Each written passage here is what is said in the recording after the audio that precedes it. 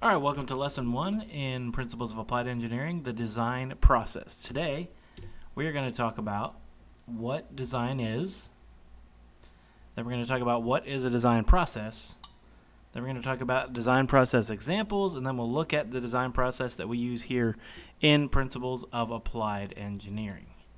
So, what is design? The word design is often used as a generic term that refers to anything that was made by a conscious human effort.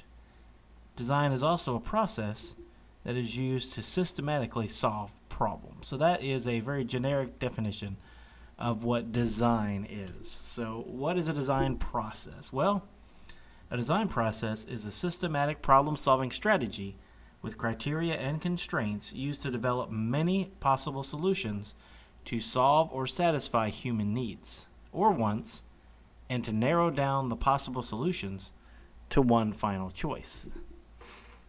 So what does that mean in normal layman's terms?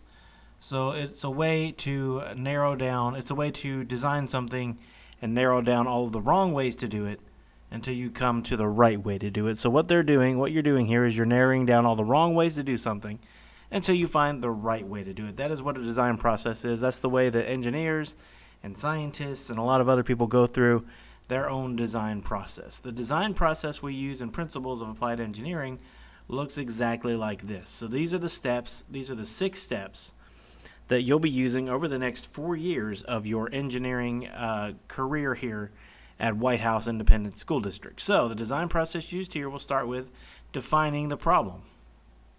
And as you see on the right side of your screen, there is a flow chart that goes with this that we were going to break down here in this presentation slide by slide. So you have to define the problem.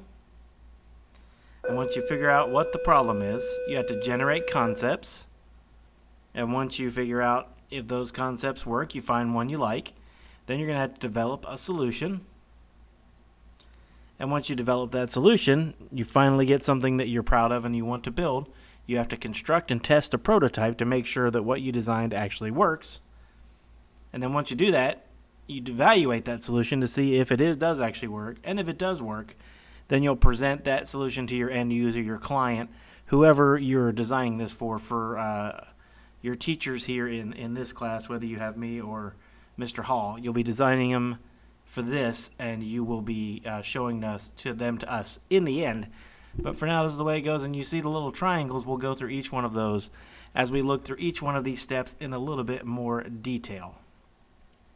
So one thing you'll notice about the flow chart is if something doesn't work, then you have to go back to a previous step. For an example, if you figure out the problem is not valid or justifiable, then you're going to have to go back and define the problem again. So if the problem you're trying to solve is something that is unrealistic or impossible, you can't solve that problem. There's no need to go through the rest of the steps. You'll go back to a problem that you can actually be able to define when you're trying to do that. So let's look at each step in some detail.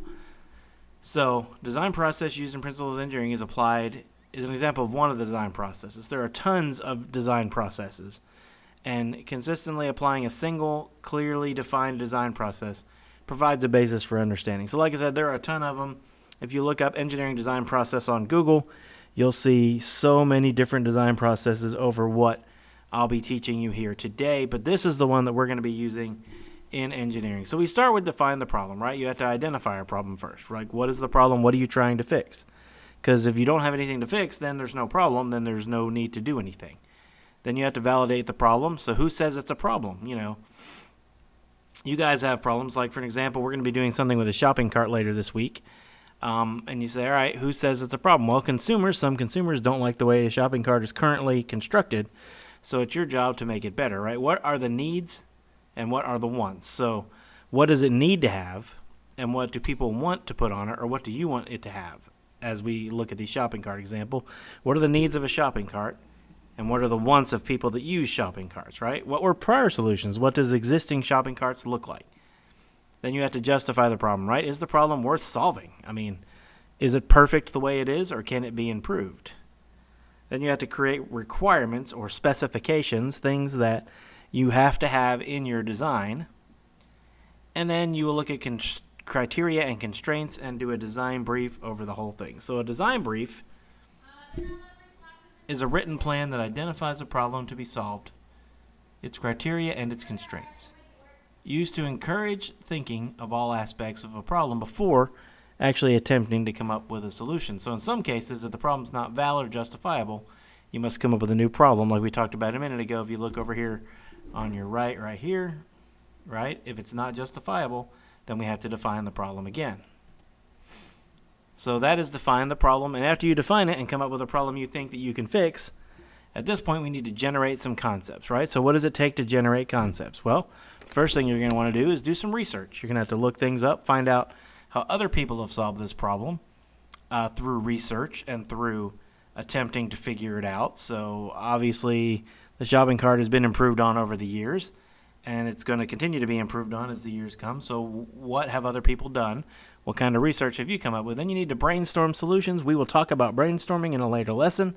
But brainstorming, if you don't know, is basically writing down every idea you have, good, bad, or ugly, and then weeding through them later to figure out what the better ideas are. And consider additional design goals. What's something that you didn't originally think about that you think might need to go into your design? Then you'll apply science, technology, engineering, and mathematics principles. Then you'll select an approach with something called a decision matrix, which again we will talk about in a later lesson. So this is sort of what a decision matrix looks like. It's a tool used to compare design solutions against one another using specific criteria. So you come up with your 6 ideas, say that you have, and you rank them and decide which one is the best idea under cost, complexity, developed time, and total. And then you see which one has the most points. In this one, it looks like idea 6 would have won, as it has 11 points. And idea 3 was the second best, so if something goes wrong with idea 6, you would default back to idea 3. So if you get to this point, you come up with what you want, and then you realize that the technology necessary to develop the solution doesn't exist, then you may have to pursue another solution. You may have to go back to generate more concepts, or you may figure out it doesn't work at all and have to go all the way back to define more problems. All right, step 3 in the engineering design process is to develop a solution. So you're going to create a detailed design solution and then justify the solution path using something called a technical drawing. Now, a technical drawing is a drawing that provides technical information necessary to produce a product. So you'll have to look at the materials, the size, the shape, and any assembly if that's going to be necessary. So if a solution is found to be invalid or can't be justified, then you know what we're going to have to do. Look down there at step 3 on this side of your screen right here. You develop a solution. Is the solution valid? If the solution is not valid, then you're going to need to go back to generate concepts or all the way back again to define a problem, depending on how bad the information you came up with is. If you figured out you cannot do what you're wanting to do. All right, number 4, if you get through all that and you're still moving on, then you're going to construct and test prototypes. So you need to construct a testable prototype, something you can actually test. You need to plan your prototype testing. How does it need to be tested? You know, with a shopping cart, you probably need to build a sample of what you're trying to do with the shopping cart and what's its performance. What's its usability? How durable is it? Because you know people don't take care of those things when they push them out to the parking lot, right? You have to test this prototype, run it into things, see how it does, see how it handles that. Then you collect the test data, and you analyze that test data to see how it performed in whatever tests you ran it through, and then you'll have a test report at the end of that. So that is construct and test prototype. Next will be evaluate the solution. So you're going to have to evaluate the solution's effectiveness, right? Reflect on your design, recommend improvements. You may figure out at this point, all right, this is okay, but I think we can fix this, we can tweak this, we can make this a little bit better. Then you're going to optimize / redesign the solution. So if you come up with better ideas, you need to go back to the previous step, do another prototype, and test it with the new solutions that you've come up with. Revise design documents depending on what you did, and then you'll give your client what's called project recommendations. You'll say, look, after all of our testing, after all our prototyping, after all of our designing, this is what we think is the best idea for your new shopping cart.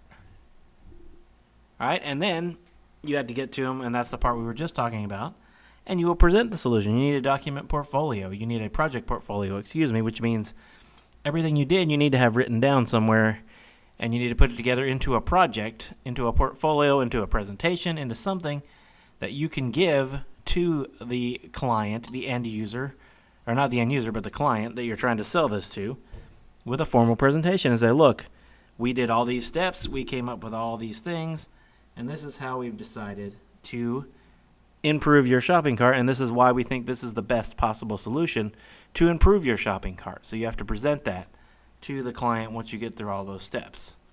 This process is iterative. Iterative is a word that we will look up when we do definitions, but iterative means a process that repeats a series of steps over and over until the desired outcome is obtained. So just what we talked about. If it doesn't work through this one, then you have to go back and try another step. If it doesn't work through this one, then you have to go back and try another step. So an iterative process, that's a hard word to say, process, is a process that repeats until you come up with your final solution. So most engineering processes you'll learn over the next 4 years are iterative. There's not many times you're going to design something perfectly on your first shot. Not very many people have ever done that, and I don't think very many people will ever do that. It just doesn't work that way. All right, so if you have any questions, let me or Mr. Hall know. And thank you for watching this and doing this, and I will talk to you guys on the next one.